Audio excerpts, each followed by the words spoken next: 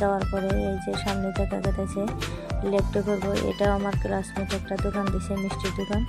আমার ছেলে এই যে খাইলো ড্রাই আইসক্রিম। তারপরে আইলাম স্টেজের এদিকে আসার পরে দেখি বহুত ফ্রেন্ডস খাড়াই রয়েছে, তাগর লগে একটু কথাবার্তা কইলাম, সবার লগে একটু ভালো লাগলো। এদিকে যে সুন্দর করে ডেকোরেশন করছে, ভালোই লাগতেছে দেখে।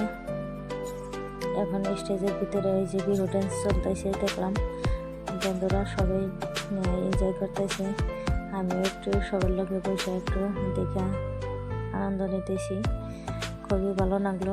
বুনিয়ালগুড়ি এই স্কুলে আসার পরে